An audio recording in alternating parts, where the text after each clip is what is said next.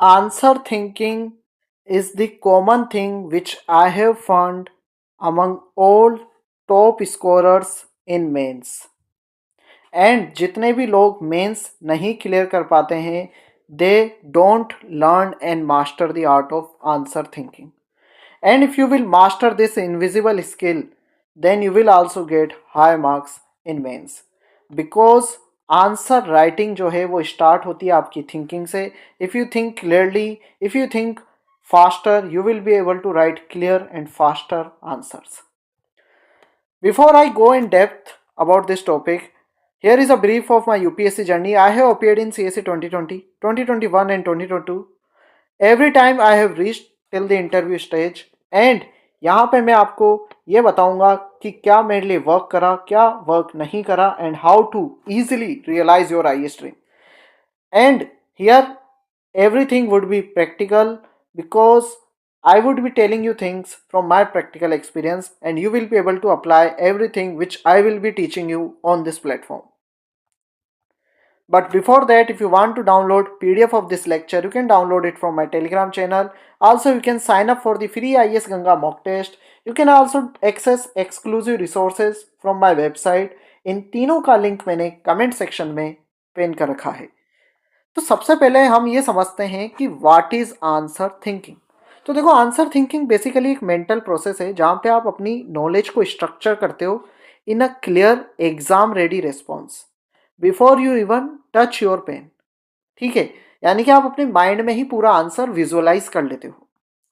इसमें आप असल में करते क्या हो, आप अपनी रॉ इन्फॉर्मेशन को ऑर्गेनाइज्ड कंटेंट में ऑर्गेनाइज करते हो, रैंडम पॉइंट्स को लॉजिकल फ्लो में लाते हो एंड जो स्ट्रेस होता है उसे ट्रांसफॉर्म कर देते हो काम एग्जीक्यूशन में. अब ये होगा कैसे, तो इसकी 3 स्टेजेस हैं. सबसे पहली है डिकोडिंग स्टेज, जहाँ 30-40 सेकंड में हम फोकस्ड एनालिसिस करते हैं. कैसे करेंगे वो मैं अभी बताऊंगा. मेंटल मैपिंग 40-60 सेकंड्स के अंदर एंड फिर उसके बाद में आपको राइटिंग करनी है 5-6 मिनट्स के अंदर. एंड ये राइटिंग करते वक्त आपको ध्यान रखना है हेलो इफेक्ट का, इसके बारे में भी मैं आगे बताऊंगा. तो पहले बात करते हैं डिकोडिंग द क्वेश्चन की. देखो, अगर आपने क्वेश्चन को ही मिसअंडरस्टैंड कर लिया तो आपके नोट्स कितने ही अच्छे हों दे विल फेल बिकॉज आप क्वेश्चन की डिमांड ही मीट नहीं कर पाओगे. तो आपको सबसे पहले डायरेक्टिव वर्ड को देखना होगा एंड फिर उसके according core themes and dimensions जो डिमांड है, मेन टॉपिक है क्वेश्चन का, वो आपको देखना होगा एंड फिर जो इंपॉर्टेंट कीवर्ड्स हैं उन्हें अंडरलाइन करना होगा. For example, discuss role of speaker in impartiality, ensuring impartiality in parliament. तो डिस्कस कीवर्ड है, हमने देखा, यानी कि बैलेंस्ड एंड मल्टी डायमेंशनल हमें अंडरस्टैंडिंग देनी है यहाँ पे.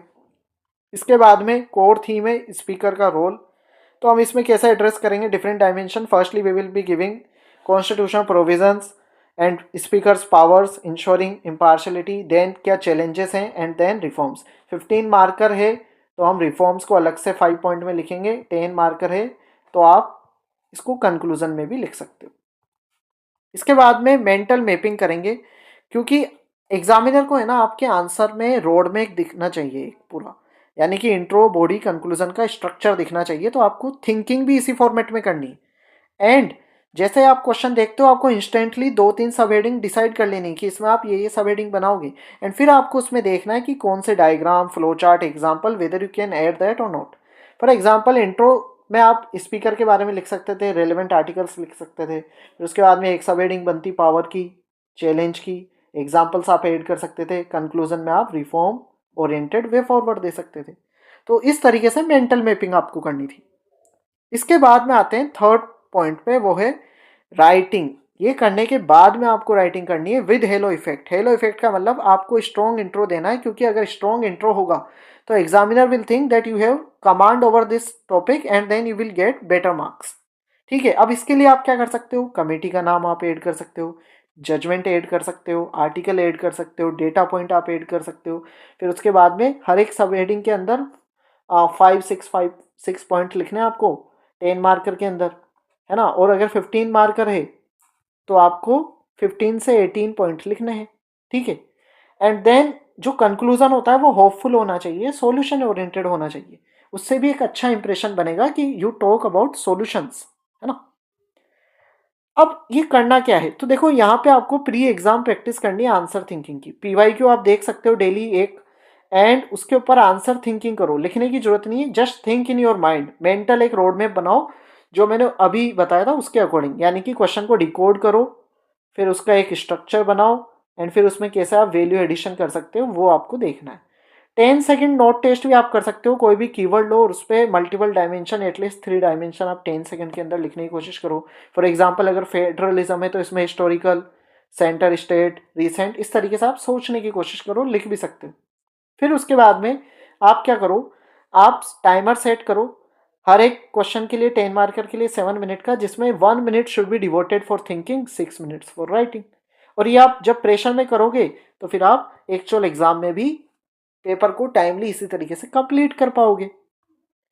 तो ओवरऑल आपको करना क्या है, सबसे पहले आपको डिकोड करना है डायरेक्टिव को ताकि मिस इंटरप्रिटेशन ना हो। फिर उसके बाद में डायमेंशन यानी डिफरेंट सब हेडिंग्स को हमें आइडेंटिफाई करना है, ठीक है। और फिर वहाँ पे पॉइंट देने हैं 1 to 5 और उसमें वैल्यू एडिशन करना है एग्जाम्पल फैक्ट का, ठीक है। तो इस तरीके से आपका आंसर थिंकिंग वर्क करता है। अब स्टूडेंट्स क्या करते हैं, सबसे बड़ी गलती, वो सीधे आंसर लिखने लगते हैं, पॉइंट्स स्केटर्ड होते हैं। Instead of this mental outline बनाओ, आंसर थिंकिंग करो फर्स्ट 30-40 सेकेंड में, ठीक है। They try to write everything which they know, तो उनके आंसर बिकम्स जीएस नोट का जैसे डंप ही कर दिया हो, जबकि आपको क्या लिखना है जो पूछा गया है, और पीवाई की स्टाइल प्रिसीजन के साथ में आपको लिखना है। कई बार वो कंक्लूजन लिखना भूल जाते हैं, लेकिन आपको हमेशा एक लाइन में वे फॉरवर्ड ओरिएंटेड कंक्लूजन देना है, एंड सॉल्यूशन ओरिएंटेड दोगे तो halo effect would work in your favour, ठीक है। ओवरऑल मंत्रा क्या है, answer writing is a pen skill, answer thinking is a brain skill, and असल में आपका ब्रेन है जो आपको आईएएस एग्जाम में सक्सेस दिलाएगा, ठीक है। आपको दोनों को मास्टर करना है, पहले ब्रेन स्किल को मास्टर करो, पेन स्किल ऑटोमेटिकली मास्टर हो जाएगी, and then you will never fear mains exam again. I have personally use this and I have cleared my IAS mains exam every time. मैं answer paper देने जो paper रहता था GS का, GS 1, 2, 3, इनके पहले भी पीवाईक्यू की एक बार आंसर थिंकिंग करके जाता था आधे घंटे पहले, ताकि मेरा माइंड उस जोन में आ जाए। तो answer thinking is very important. अभी भी आपको क्या लगता है, आप आंसर थिंकिंग करते हो, क्या ये आपके लिए हेल्पफुल रहेगी? ओवरऑल इसके अलावा कोई अगर टेक्निक है जो आपने यूज़ करी हो, ये आप मुझे कमेंट सेक्शन में ज़रूर से बताएं। इसके अलावा कोई डाउट है वो भी आप कमेंट सेक्शन में पूछ सकते हो, and you can also connect with me on Telegram. You can download resources from my website and subscribe to my YouTube channel. Share it with your friends so that this content can reach out to maximum people and they can clear their IAS exam.